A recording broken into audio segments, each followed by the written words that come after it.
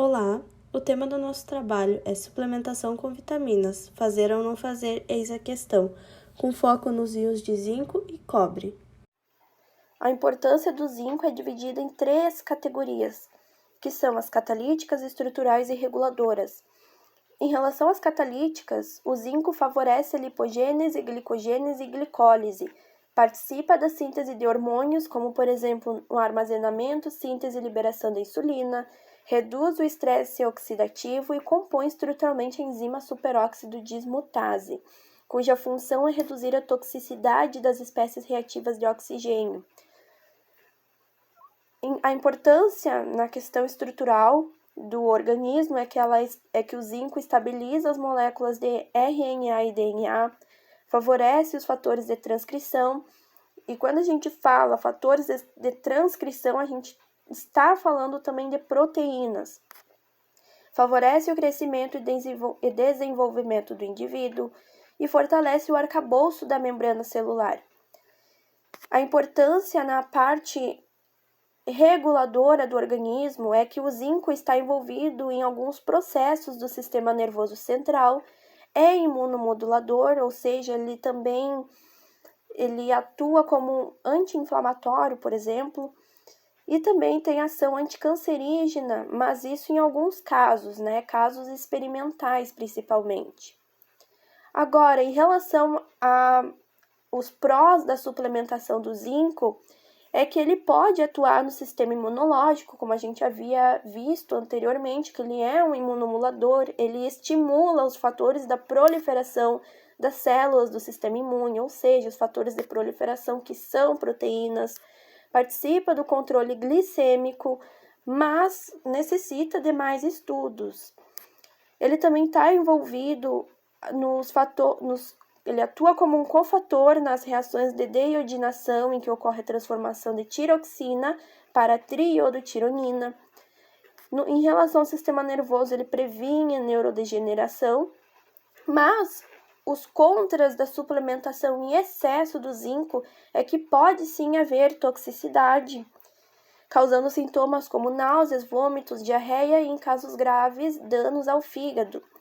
No período gestacional, o seu excesso pode ser teratogênico, mas a sua deficiência também pode afetar negativamente o crescimento do feto, já que ele também está relacionado com a síntese de hormônios tireoidianos que estão envolvidos no crescimento do organismo. E o seu excesso pode afetar a razão, da concentração zinco-cobre, Ou seja, o excesso de zinco pode levar à supressão do cobre, levando à deficiência deste mineral, pois o zinco e o cobre competem entre si no trato gastrointestinal. E o seu excesso pode causar exatamente o contrário, causando imunossupressão pela relação que o cobre tem com a modulação do sistema imune também. O cobre é um metal dúctil e maleável, que pode ser facilmente moldado em fios finos e folhas, além de apresentar coloração avermelhada ou alaranjada. Essas propriedades físicas o tornam extremamente útil em uma variedade de aplicações.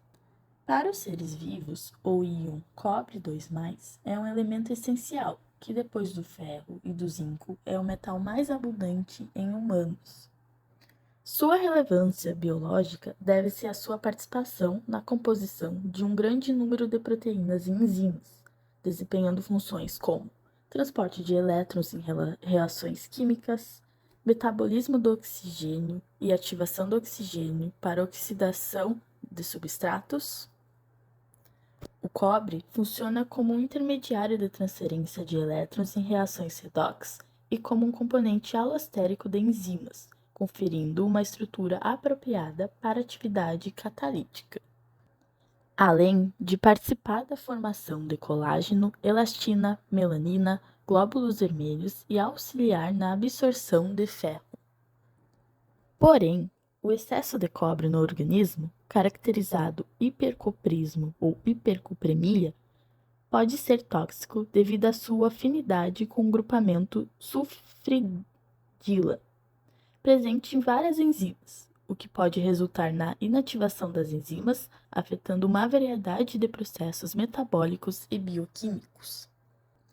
Por outro lado, a escassez de cobre no organismo, caracterizando hipocoprismo ou hipocromia, pode gerar manifestações clínicas como neutropenia, anormalidades ósseas, incluindo fraturas, hipoferremia, anemia, células hipocrômicas e trombocitopenia.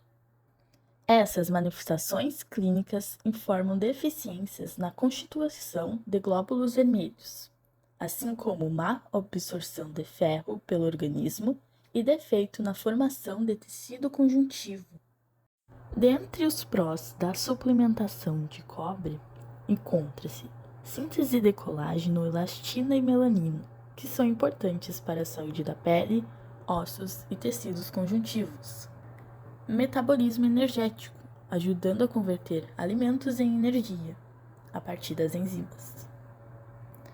E a união do cobre com o ferro no organismo ajuda a formar glóbulos vermelhos, como também mantém os vasos sanguíneos, nervos, sistema imunológico e ossos saudáveis, e auxilia na absorção do ferro pelo organismo. Dentre os contras da suplementação de cobre, encontra-se toxicidade. Assim como o zinco, o cobre em excesso pode ser tóxico e causar sintomas como náuseas, vômitos e danos hepáticos. Interferência com outros minerais. O excesso de cobre pode interferir na absorção de zinco e outros minerais essenciais, levando a desequilíbrios nutricionais. Doença de Wilson. Algumas pessoas têm uma condição genética chamada doença de Wilson, que resulta em acúmulo excessivo de cobre no organismo. A suplementação de cobre pode ser perigosa para essas pessoas.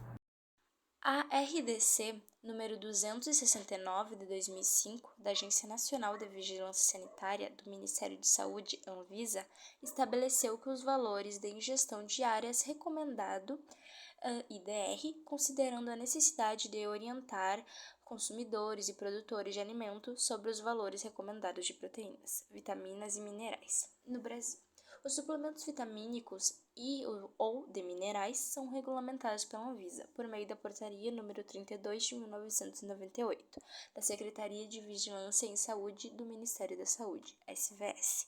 Essa portaria classifica em suplementos as vitaminas isoladas ou associadas entre si, minerais isolados ou associados entre si, associações de vitaminas como minerais e produtos fontes naturais de vitaminas e ou minerais, legalmente regulamentadas por padrão de identidade e qualidade de conformidade com a legislação pertinente, e restringe ao intervalo de 25% a 100% da IDR os micronutrientes adicionados em sua composição. Como observado, a regulamentação dos suplementos vitamínicos e minerais é essencial para garantir a segurança e eficácia desses produtos. Isso inclui estabelecer limites para a quantidade de nutrientes em suplementos, para evitar riscos de excesso, bem como a garantia de qualidade na fabricação e rotulagem precisa.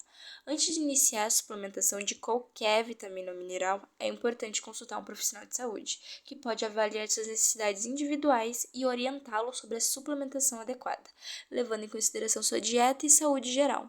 Além disso, é fundamental que os consumidores tenham ciência da importância, da segurança, da qualidade e consulta a profissionais de saúde ao considerar a suplementação desses nutrientes, visto que a facilidade de comercialização dos suplementos, aliada ao forte apelo publicitário, tem estimulado a população ao consumo indiscriminado desses produtos.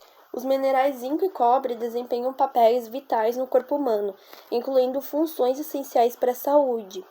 No entanto, é importante entender que o equilíbrio na ingestão desses minerais é fundamental, pois o consumo inadequado em excesso destes pode acarretar em problemas de saúde, como toxicidade, interferência com outros minerais e outros medicamentos concomitantes.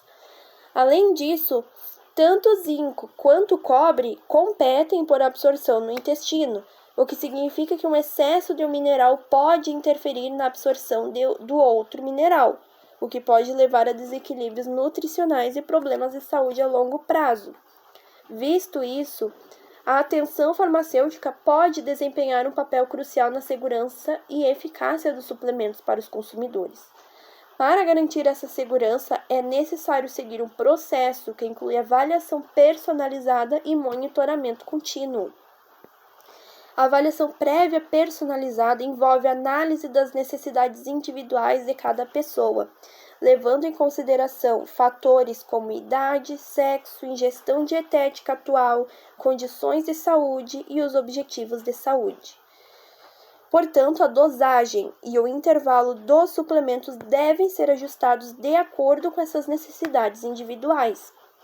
E o monitoramento contínuo pode-se realizar exames de sangue para verificar os níveis destes minerais no corpo e avaliar possíveis deficiências ou excessos e avaliações de manifestações clínicas e sintomáticas para identificar quaisquer efeitos colaterais indesejados de suplementação, o que também permite identificar possíveis contraindicações ou interações com outros medicamentos que podem ser prejudiciais à saúde do indivíduo.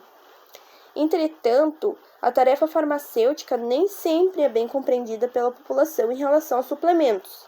E essa incompreensão muitas vezes decorre de algumas crenças, como a de que apenas o médico é responsável pela saúde e todos os outros profissionais da saúde, incluindo os farmacêuticos, são vistos de forma menos significativa, o que pode levar a uma subvalorização do papel dos farmacêuticos e a falta de entendimento sobre as responsabilidades específicas de cada profissional de saúde. Então, para abordar essa questão, é fundamental realizar uma conscientização populacional acerca dos deveres e responsabilidades de cada profissional de saúde e destacar suas importâncias individuais para promover uma abordagem colaborativa sobre a prestação de cuidados de saúde. Isso não apenas valoriza o trabalho de cada profissional, mas também contribui para uma saúde mais informada e eficaz da população em geral. Como pode-se observar, para a simulação da análise do suplemento comercial, foram realizados uma série de cálculos que levaram em consideração as concentrações e conhecimentos adquiridos durante as aulas. A preparação da solução foi feita a partir do conhecimento que o suplemento é líquido, o que facilita a preparação da solução para a análise, sendo necessário apenas medir uma quantidade conhecida do suplemento, igual a 15,8 ml, como mostram os cálculos. Mas, visto que as reações exigem uma grande quantidade de reagentes devido à grande quantidade de amostra inicial, seria necessário uma redução da amostra inicial e, consequentemente, redução de reagentes. Decidimos fazer uma redução de 15 vezes da amostra inicial. Assim, obteve-se aproximadamente 1,1 ml da amostra inicial, que corresponde aproximadamente a 18 gotas. Então, seguindo o fluxograma, adicione uma solução de tiocetamida, que contém sulfato de hidrogênio, a solução da amostra em meio ácido diluído e aqueça por alguns minutos. Após isso, leve à centrífuga por 2 minutos. Se houver a presença de cobre, ele irá formar um precipitado preto de sulfeto de cobre. O zinco não reage. Após separar o sobrenadante em outro tubo de centrífuga, adicione uma solução de tiocetamida que contém sulfato de hidrogênio ao sobrenadante da amostra, em meio básico, diluindo e aqueça por alguns minutos. Após isso, leve à centrífuga por 2 minutos. Se houver a presença de zinco, ele irá formar um precipitado branco de sulfeto de zinco. Em seguida, após lavagem do precipitado de sulfeto de cobre e retirada do sobrenadante, adicione uma pequena quantidade de ácido nítrico ao precipitado. O ácido nítrico reage com o sulfeto de cobre para formar íons de cobre solúveis em ácido, especialmente íons de cobre 2+. A adição de ácido nítrico deve resultar na dissolução do precipitado, formando uma solução azul esverdeada de íons de cobre. Agora, com o zinco, após a lavagem do precipitado de sulfeto de zinco e retirada do sobrenadante, adicione uma pequena quantidade de ácido clorídrico à amostra de precipitado. O ácido clorídrico reage com o sulfeto de zinco para formar íons de zinco solúveis e ácido, especialmente íons de zinco 2+. A adição de ácido clorídrico deve resultar na dissolução do precipitado, formando uma solução incolor ou ligeiramente turva de íons de zinco.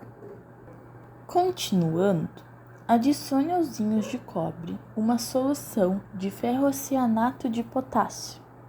Se a amostra conter íons de cobre, ocorrerá a formação de um complexo em forma de precipitado marrom avermelhado. Adicione aos íons de zinco uma solução também de ferrocianato de potássio.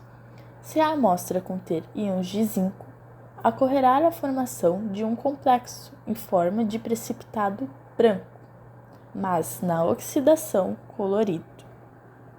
Ainda é possível, com cobre, fazer um teste de chama. Então, para isso, aqueça uma pequena amostra do precipitado de cobre em uma chama de Bunsen.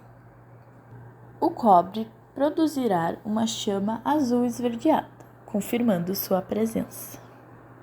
Todas as reações que ocorreram durante esse processo foram exemplificadas, como pode-se observar. Bom, você deve estar se perguntando se existem alternativas ao uso de zinco e de cobre pelos consumidores e que sejam avaliadas cientificamente. As alternativas ao uso do zinco e do cobre, elas são bastante restritas. O zinco e o cobre eles podem ser adquiridos por meio de plantas medicinais, principalmente pela infusão de folhas secas de, por exemplo, espinheira santa, pata de vaca e sene, que elas apresentam uma média de 1,58 mg a cada 100 gramas de cobre e 3,16 mg a cada 100 gramas de zinco. Na maioria das amostras, os teores de cobre e de zinco eles são superiores quando o chá é feito na forma de erva seca, em comparação à forma de pó. Entretanto, carnes são fontes fortes de zinco e cobre, principalmente se forem consumidas com congelamento prévio ao preparo. Verifica-se que as carnes do tipo bovina apresentam maior concentração de cobre quando comparadas às carnes de aves, e que as carnes do tipo bovina, patinho, e de ave, coxa, apresentam maiores concentrações de zinco. Muito obrigada pela atenção, espero que vocês tenham gostado. Estamos aqui para responder qualquer dúvida.